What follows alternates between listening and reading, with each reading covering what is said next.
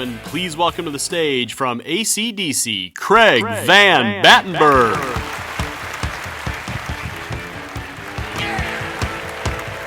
Hello, everybody. This thing works? All right, I wore my suit today, but if you know me, this is not normal. I do feel somewhat comfortable in it. I can't see any of you out there, by the way, just in case you're wondering, but I think we've got 10 or 12 people. At any rate, let's get going. How many of you, well, can I see you? I guess I can. How many have had a class with me? Just raise your hand. Nobody? Not a single person. Fantastic. Well, I'm glad I'm here. So let me tell you a little about me. Sorry, I went one too far. Okay. So in 1977, I've been working for a Honda dealership for quite a while, starting with motorcycles. And then in 1972, a Honda Civic goes on sale. And you're wondering, why is this important? For those of you as old as me, or a bit younger, the EPA was created in 1970, signed into law, and then they had to write all the rules and regulations about tailpipe emissions. And when they did that, for you older folks, 1975, catalytic converters, electronic ignition, except Honda. Honda ran their company in such a way they didn't need those types of emission controls until 1981. And they did it, just send a picture, okay. They did it by redesigning the combustion chamber in such a way that we didn't have pollution coming out. Unique company.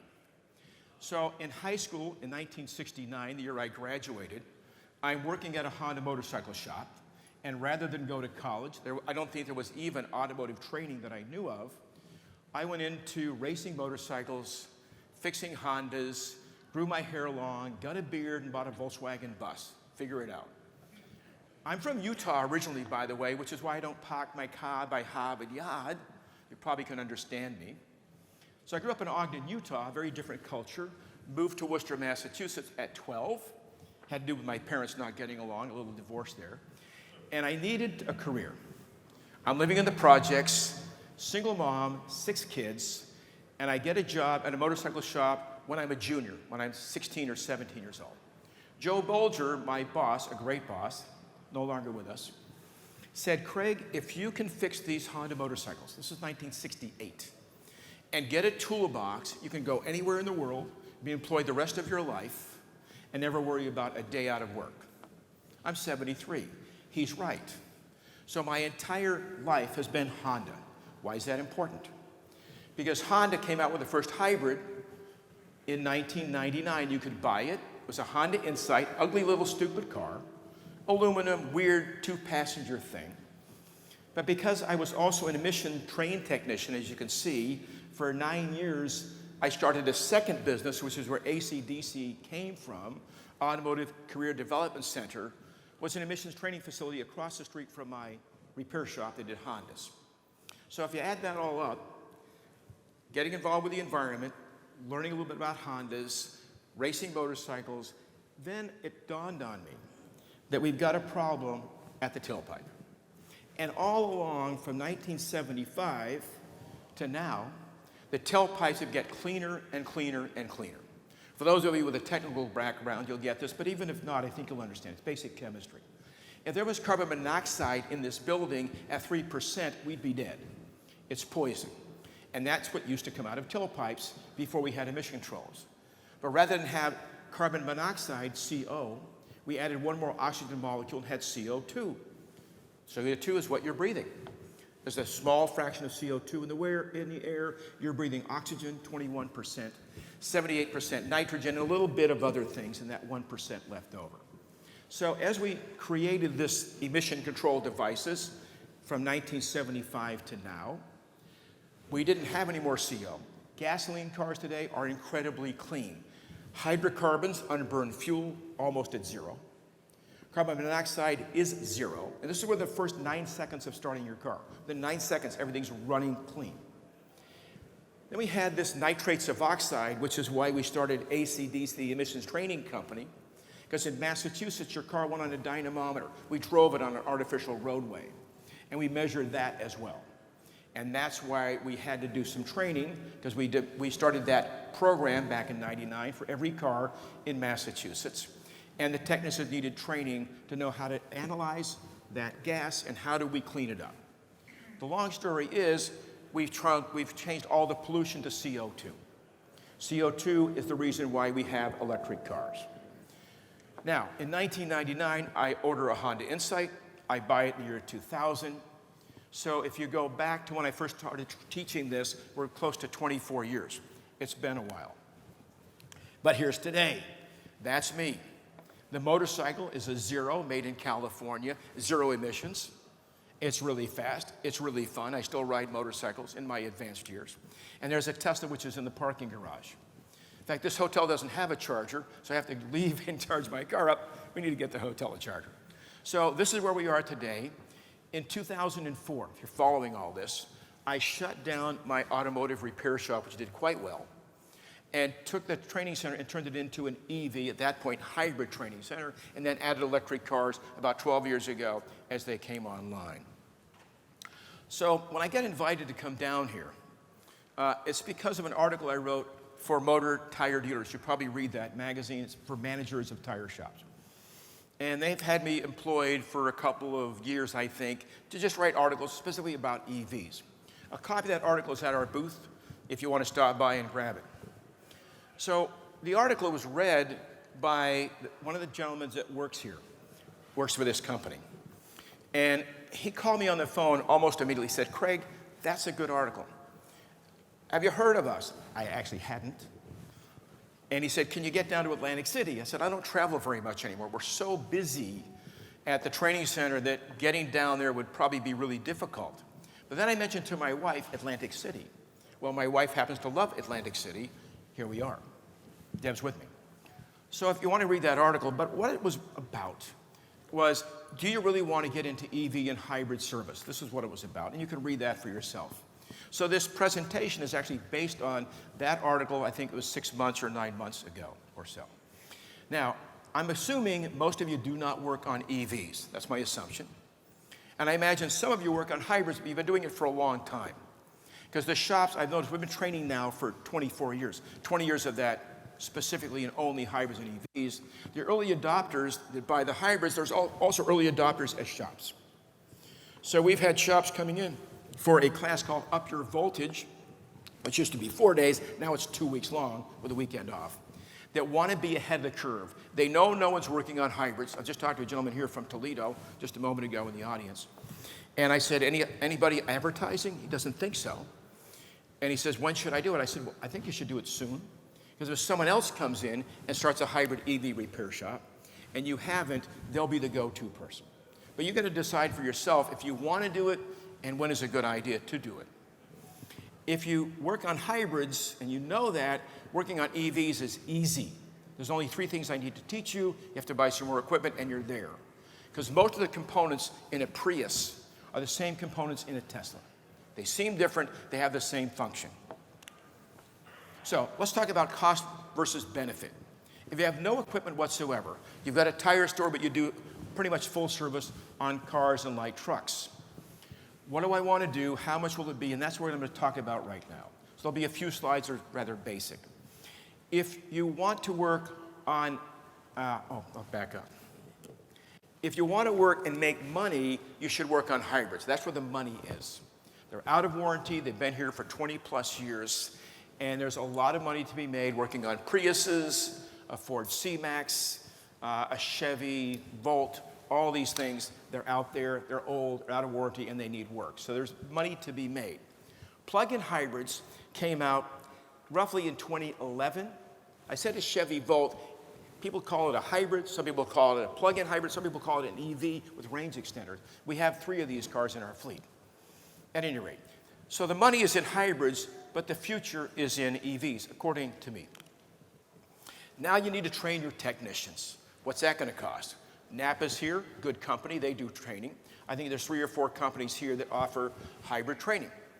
And it's good training, but it's more or less entry level, I think. It's mostly taught in hotels, but check with Napa or anybody else to see what they do. We offer classes, or it's hands-on. So my old repair shop, as we speak, the heat pump's coming in because I'm burning fossil fuels and my technicians are giving me a hard time, so we'll be heating and cooling starting on Monday with electricity. Massive heat pump system for the building. Anyway, you can spend $1,000 to buy books and webinars, not just from me, from anyone. Spend up to $10,000 to send your technicians to class. So there's something that needs to be done if you want to get involved with it. You all know they're dangerous. You all know orange cables will kill you. You all know that 60 volts or more is lethal. So if anybody comes to our training center, they have to have high voltage gloves. We don't sell them retail. Because a lot of technicians will come for training and they bring them, but they're expired because they didn't realize 6 months after you had them tested, they have to be tested again. So anybody comes to our training center, we're based in Worcester, Massachusetts. Hello, how are you? Bathrooms, coffee, let me see your gloves. And about 50% of technicians have expired gloves. So we keep them there, fully tested, and off we go. Now, again, like I said before, if you want to get into this, you need to make some money, obviously, or why would you do it? So hybrids are the way to go. If you're already working on hybrids, that's great. It's not as expensive as you may think to get into that line of work. The leaders are Honda, obviously Toyota's the leader. Then you got Honda, Ford, Kia, Hyundai. They did a lot of hybrids. Not so many on Nissan, not so many with GM or Chrysler or Euro. So you can still do that. The only thing you really need for equipment, if you don't already have it, if you do air conditioning work, is an air conditioning system that works with high voltage. You probably already have it. It's been around for an awful long time. Now, if you're going to work on plug-in hybrids, and that would be a RAV4 Prime, that would be a Chevy Volt, that would be a C-Max Energy. There's a lot, and wait till you see the statistics. There's a lot of plug-in hybrids. They're getting more popular all the time. It's a hybrid, which means it has a gas engine. It has a battery, it has all the things if you know a little bit about that. Then they add a bigger battery and a plug in the side. If you stop by our booth, and I can explain a bit more after this if you want about plugging it in. We just have equipment to show you. We don't sell much of this stuff. We're not here to sell you anything, actually. So plug-ins are great, but you'll need to get more training and more equipment. We'll get into the cost of this in a few minutes. When you get into EVs, there's no profit in EVs, with one exception. The Nissan Leaf came out in 2011. The first 2 years were pretty horrible. They had 83 miles of range to begin with. The battery was poorly designed. And within about 7 or 8 years, that 83 miles is like maybe 20 miles of range. But the good news is the newer Nissan Leafs have the same place for the battery. So Matt LaMontagne, who's also a hybrid instructor, he's competition, but I train him. He's a great guy in Massachusetts. Matt LaMontagne runs a shop called Leo & Sons Automotive. And I asked him, I see him occasionally, about 50 miles from where I live. How's it going? He said the most profitable thing we do, and he does Mustangs, it's generally repair shop. Most profitable thing we do is find a used Nissan Leaf battery that has decent range and swap it into another car. It takes 2 hours. I'm done with it. The customers are happy. They bring me an old Nissan Leaf that's got like 20 miles or 15 miles of range. They leave, depending on the size of the battery that he puts in, a newer one, they leave with 150 miles of range. Most profitable thing he does. He can't find enough used batteries to keep up with demand. So that's the only exception that I know of with EVs, because EVs don't need a lot of maintenance. Now you all know, I don't need to talk about tires. You probably read here when Continental was discussing it. One of the greatest things for a tire company ever was electric cars. And I think you all know this. So you'll need some more training to know how it plugs in. There's a few startups. We don't work with Rivian. We don't work with Lucid. I'm waiting to see if they're going to survive. But about 2 years ago, Tesla, who kept everything within themselves, first they had 980,000 sales worldwide, 2022. 2023, they're almost at 1 million. I got it backwards. 2021, 900,000. 2022, a little over 1 million. Last year, 1.8 million worldwide. 1 million Teslas in the United States last year. You've all heard about the big mess in Chicago. I can't charge my car, and I'm answering questions that I've been asked at the booth. I'm going to answer those as well if you're here. If not, I'm sure you heard about it. It was a problem, and I'll tell you what happened. I drove a Tesla down here. Tesla has charging stations, and they've been owned by Tesla for a long time, and you can travel long distances in a Tesla because the stations are going to work. They're everywhere. And when you put your GPS in, it'll tell you where they are. But they made a mistake. They redesigned, they had a V1 charging station, which just meant the cord that you plug in wasn't liquid cooled and it would get too hot. As we had more and more people charging, they changed that cord and made it liquid cooled. And so it would charge faster because the cord gets hot, they got to limit the amount of current.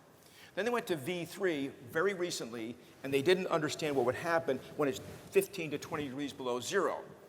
It freezes. Big mess. So the chargers stopped working, some of them, in Chicago. The other thing that happened, which wasn't reported, I don't think, very widely, if you are an Uber driver, and you're typically an immigrant coming in, you can make a living, a good living, by driving Uber. But you're going to rent the car weekly. I have some friends in Worcester, Mass, where I live. I've lived for a long time. They're Uber drivers. One just came over from Sudan. There's a war there. He's a refugee. And he is driving Uber. Great guy. Haza Kerala.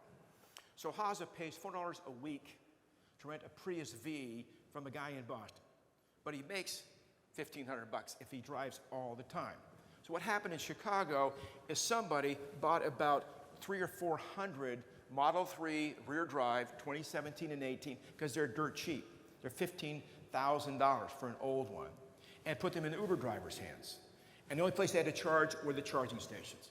So this was a problem that can get fixed, but it really was a problem. The chargers broke because they didn't know how they would work in cold weather, and all the Uber drivers are fast charging. Lasted for 3 or 4 days. It made national news. Boston Globe is one of the big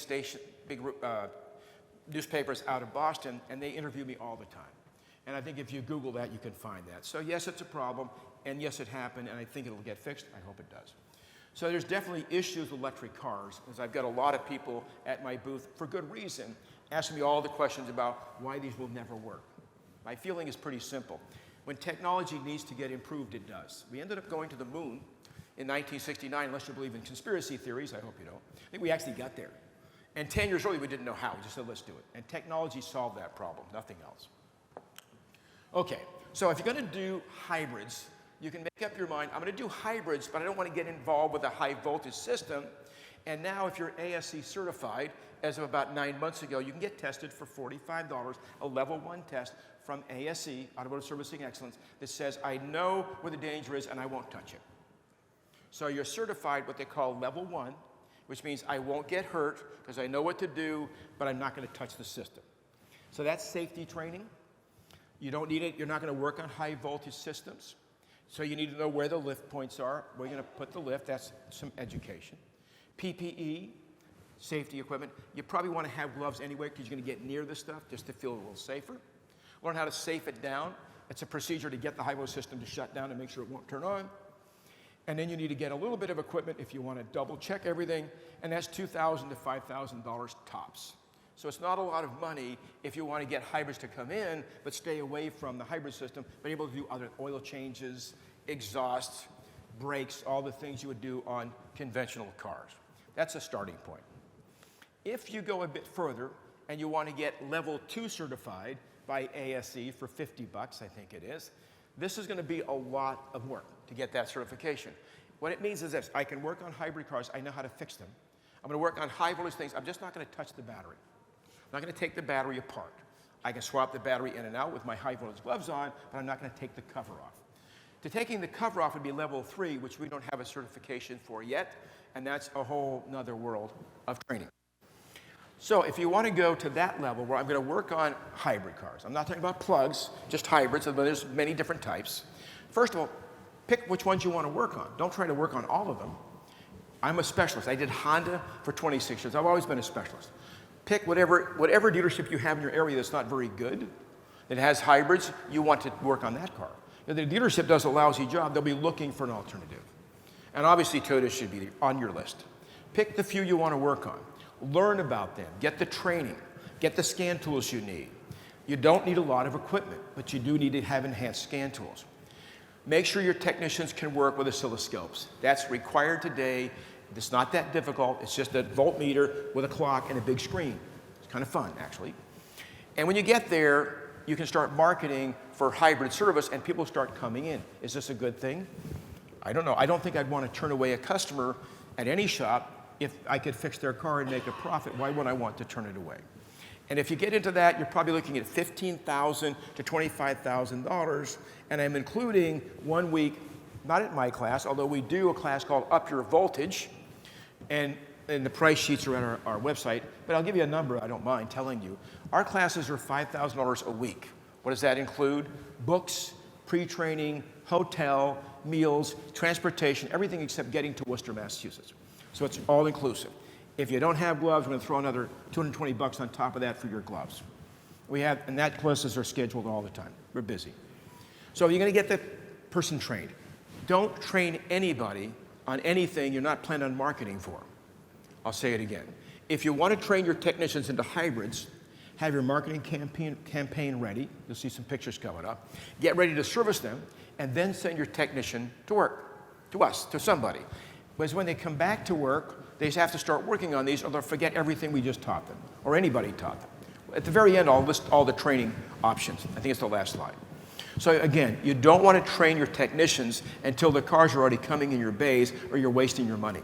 They have to go back right away and start working on the cars to retain the information they get when they're in school. Now, plug-in hybrids, extremely popular. I call that level 3. So you're going to choose which plug-ins you want to work on, probably the same exact ones you're working on now, assuming you're working on hybrids. You want to learn those makes and models really well, so they need to get some updated training like the heating system on a plug-in hybrid. Most, not all. The Hyundai Ioniq doesn't have this system, but most of them do.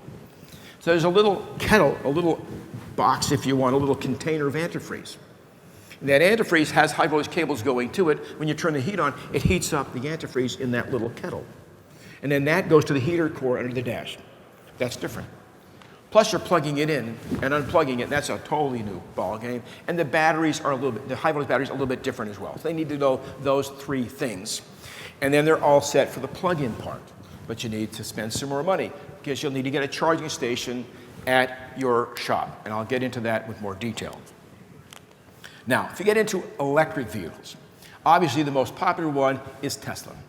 Tesla, as it says, it's weird. Any technician that understands scan tools and the rest is going to go, oh my God. Tesla, without trying to be mean, is not a car company. They're computer geeks. I mean, they send rockets to the moon. So they don't really know how to build a car. I drive one. I'm not a big fan, by the way. But they're out there, a lot of them. Tesla service centers are backed up. They don't have enough technicians. They don't have enough service. This is almost a no-brainer. So about 2 years ago, we modeled Model 3. That's the picture of the car you saw earlier. Aidan Neary worked for me. I hired Aidan when he was 17 in high school because he's a geek. I know his father very well, who drives a Tesla. Came in at high school, started college, didn't like it, went into COVID. He had to learn online. He can't learn online. So he's now full-time. He's exclusively our Tesla trainer. Aidan is amazing. He's 22 years old. And he's working on cars, so he gets the experience of a technician. But all he does is study Teslas. And we do these 3-day class, Tesla only, and they're very popular. Next week or the week after is sold out. They're usually sold out. So you want to put Tesla on that list. And then there's lots of other pure EVs. You probably know Ford has a Mustang. It's here on the showroom floor over there. And the Kia Niro and the Hyundai Ioniq, the Honda Kona, that's really an up and coming. If you haven't noticed, if you take Kia and put the Hyundai with it, those two, they're outselling Ford on EVs. So it's one to look at. They're actually pretty good cars. But when you get into pure electric, now you've got some cost. You need to buy a lift table that's as big as one of these squares, if you can see this up here, because a battery can weigh up to 1,500 pounds. You need to have a lift with no obstruction on the floor and extra space behind the lift. So if you drop the battery out, which is not difficult, it's just heavy, you need to roll it out from the way so you can let the car down. When do you drop the battery? There may be a brake line over this thing. There could be a cooling line on top. There's other things on top. You'll have to drop it down to get what you'd consider normal work done. Depends on how they designed it. So then if you want to buy a DC fast charger, you're looking at 30 grand. You probably don't need one. But if you want to load an app in your phone, go to PlugShare, P-L-U-G, share.com.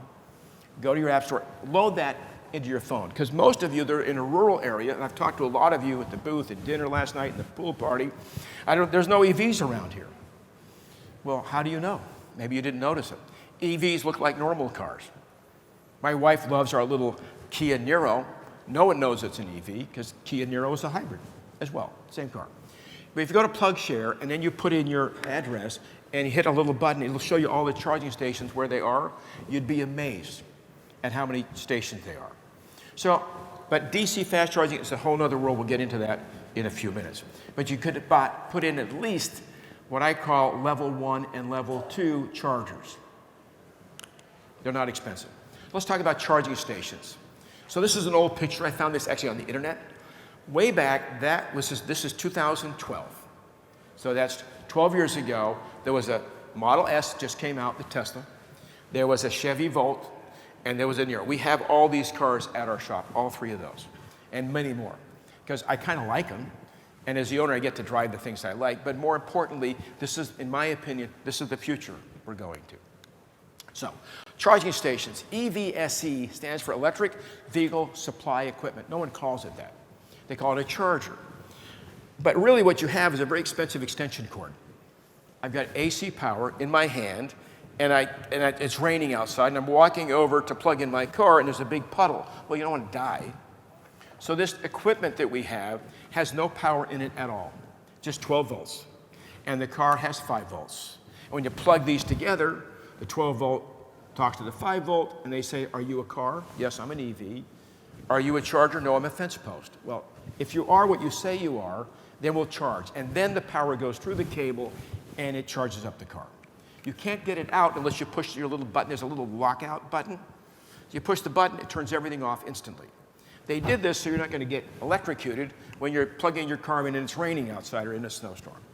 So they work. They can be as cheap as $200 on eBay for something from China, which I would not buy, but that's up to you.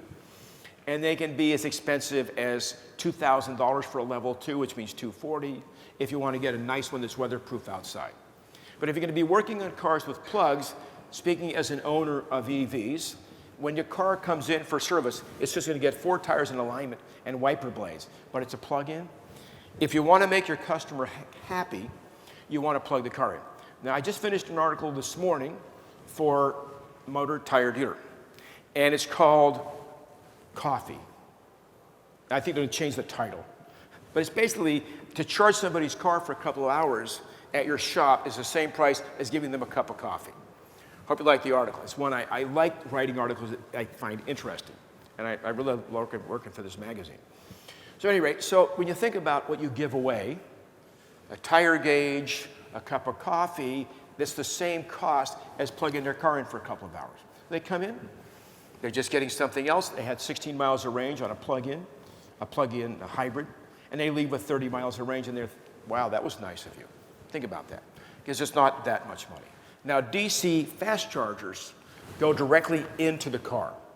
That plug thing, by the way, you're plugging in, like I said, that's just an extension cord. That's bringing alternating current, the same current that's in the building. But the battery is DC current, like your 12-volt battery. So really, the charger's in the car. We have to change the AC to DC. So therefore, my name for the business works great. Okay, so speaking of DC fast chargers, DCFC, Chatamo. Has anybody here ever driven a Nissan Leaf or a Mitsubishi Outlander? They used a very weird plug, says Chatamo, designed by Mitsubishi before the Leaf came out. This goes back to 2007. This was the first fast charger made by a Japanese company, you know, Mitsubishi. It was very complicated. It wasn't that fast, but they're all over the West Coast, and there's a few on the East Coast. So you had a Nissan Leaf, and at 83 miles of range, and you want to go see your grandmother, you'd go 50 miles and plug it up, and 50 miles and plug it in. It was stupid, but that's what we started with. Then the other one on the other side, the CCS1. In fact, there's a typo here. One of these is, there, it's in this slide. See what it says, combined charging, what I've written down, 2011? That's actually 2013. I noticed that this morning.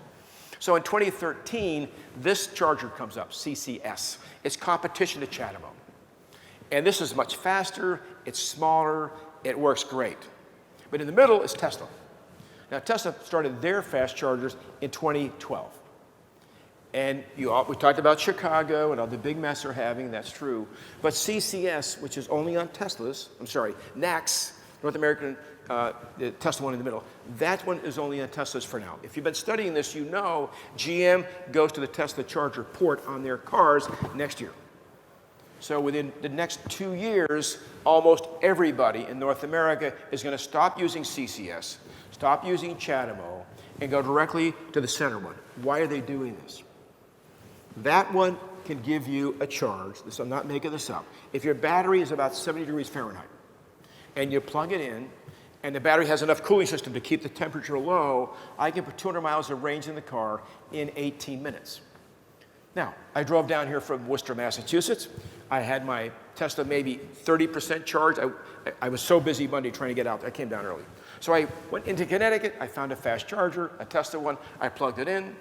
I went to the convenience store, went to the men's room, got a cup of coffee, came back, talked to my wife for a few minutes, and we got back on the road, literally 40 minutes, because it was really low.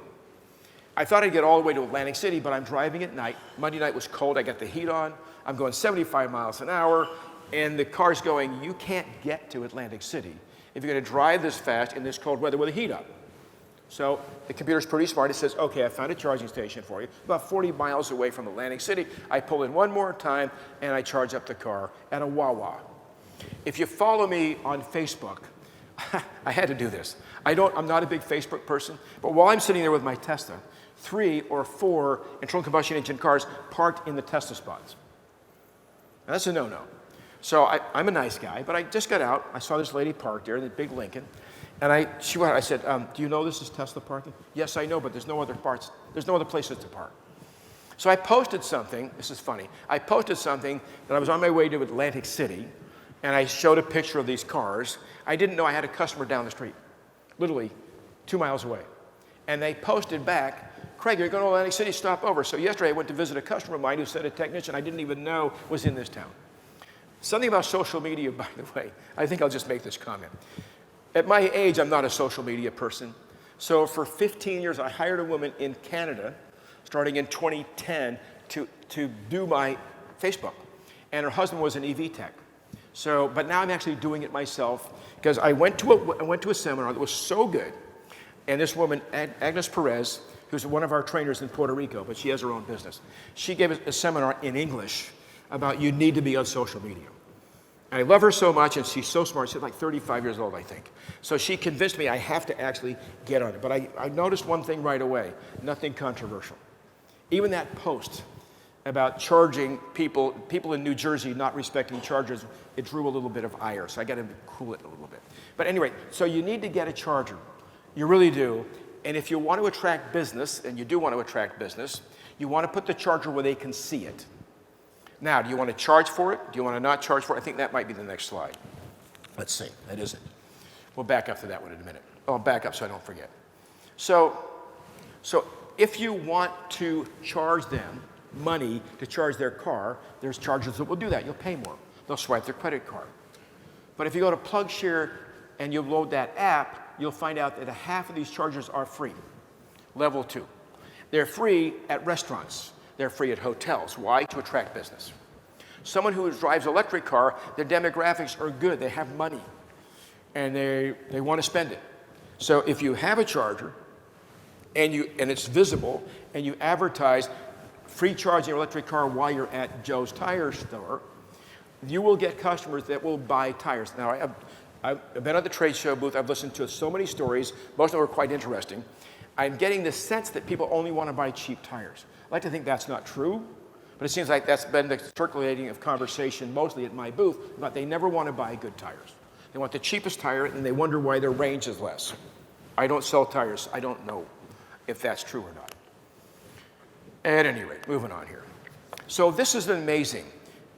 This is pretty accurate, okay? Ward's Intelligence, that's just an automotive website that gives data, raw data. If you take a look at 2014, and you take a look at the very bottom one, okay, and it says hybrid. I'm colorblind, by the way, so I'm going to try. My wife told me what the colors were. Let's see if it translated. The top one, I think she said, was, what is that? The top color. We're all colorblind? Looks black. Okay, we'll call it black. So the black one, right, as you can see, is hybrids. At about 3% penetration. And by the way, for you diesel guys, not to make fun of you, but light-duty diesel has never been 4% ever in the United States. Light-duty. Heavy-duty, of course, everything's diesel. So it was interesting, right about then, about 2014, and that number, if it went back to 2000, was really all over the place. So if we went 2000 to 2013 on hybrids, sales followed what a barrel of oil would cost. So if you saw a barrel of oil on Wall Street trading for $100, hybrid sales went up. Started trading at 30, it went down. It was 150 at one point. Remember June 2008? The gas prices went nuts, and then hybrids, they couldn't sell enough. So it's always been that curve. But if you follow that hybrid, so look at that. All of a sudden, it went way up. What happened in 2019? COVID hits. Well, if I'm living in Jersey, North Jersey, I'm commuting back and forth to work on a train. I don't own a car. So in 2019, commuters bought a ton of hybrids. So they didn't want to get sick. So they didn't want to get on the commuter rail. They started driving cars. And what did they buy? Hybrids. They're just commuters. They don't even like cars. They probably, someone didn't have a license. They had to get a license. I'm talking about the Northeast. That did not happen in Iowa. That did not happen in Nebraska. But there was a lot of sales. There was a dip and then went up again. So hybrids are doing really well. Electric cars, go to 2040. Electric cars are almost the same number, which was tiny, with plug-in hybrids. Then why did electric cars boom? 2018, Tesla Model 3. The Tesla S model came out in 2012, was $100,000. Then they made one for just a paltry $50K. The average car sold, gas car, light duty sold this last year was $44,000. The average electric car with the rebate, because there's a rebate, whether you like it or not, there's a rebate, was less. So anyway, electric car sales started rocketing in 2018, and then they died down because of the cost and COVID, and things went crazy. Then COVID kind of got over, and now electric cars are surging, and most of that is Tesla. Then you've got plug-in hybrids. Now that's 2013, but if you take a look at the numbers, just the last couple months, plug-in hybrids are going through the roof. No one even knows why. The analysts can't quite figure out why. Maybe because there's so many good ones out there. I don't know. But if I saw a particular type of tire, and I'm looking at that there, on the top two, I need to sell that tire. If that was happening in the last 5 years and I'm not selling that tire, I'm wondering, why am I not selling that tire?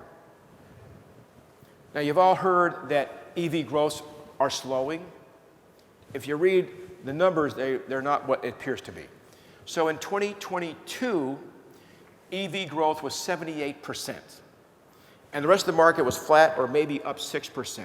Big SUVs were down about 4% in the total automotive market for North America. So it was up 78%. Now, last year, it slowed to only growing about 50%. So headlines can be headlines, but the EV market is growing faster than any other market we have. You know that Ford and GM were going to go all EV, and they had to back up. They did, because they're building these massive battery plants, and the sales are slowing. Instead of, let's call it 80%, and it's 50%, then that means they need to build 30% less. So they're building 30% less, but we're starting at 80% and dropping it to 50%. So it's not dead by any means. And there's lots of reasons why EVs are here. So let me give you some marketing ideas. How am I doing on time? Anybody got a watch? 1:43. So I got just a few minutes left. You got 10. Okay, that's right, we started late. So these are all companies that we support. Cincinnati Hybrids is actually Overbeck Automotive. Matt Overbeck came to Up Your Voltage probably in 2007, drove a big pickup truck, went back and bought a Prius. And he started growing the business and growing the business, and this is a long time ago. So he owns the market. Anywhere near Cincinnati, Ohio, is Overbeck Automotive. Cincinnati Hybrids, you're going to bring your car to. Still in business, doing great. Nice guy. Now, Irvine's Automotive is not Irvine anymore. This fellow bought the business. He came to Up Your Voltage, I think, around 2012 or 13, went back to Grand Rapids, Michigan, which is not a haven for hybrids. It's Michigan. Starts advertising. He's put on 3 more bays just to do hybrids and EVs. He now drives a Tesla around. He was driving a Prius before. The marketing is good. So they would create a website, it would say Grand Rapids Hybrids, so people looking for work, it looked like a franchise, but it's not. I'm not a franchisee. I just offer training, tech support, and that's what we do. So they bought the domain name, and the fellow who started this was Matt Overbeck. Cincinnati Hybrid gets the credit for this idea. This fellow down below, right, He didn't go with that one, but he does have, that's our logo you can use if you get it involved with our program. And he's just advertising Toyotas like Trace up in Wisconsin. Doing quite well. He's the latest guy. He's been in for about 4 years, I think. It's not a franchise, but if you want to get going, we're going to give you some ideas. Because if you're going to spend that money with me, I want you to make it back. Absolutely. So this is Irvine's Automotive on top. That's an old picture. That's me visiting. And then that building has been completely redone. Then this fellow, Tim, that Prius is maybe, I got that picture 3 months ago. He's a brand new customer.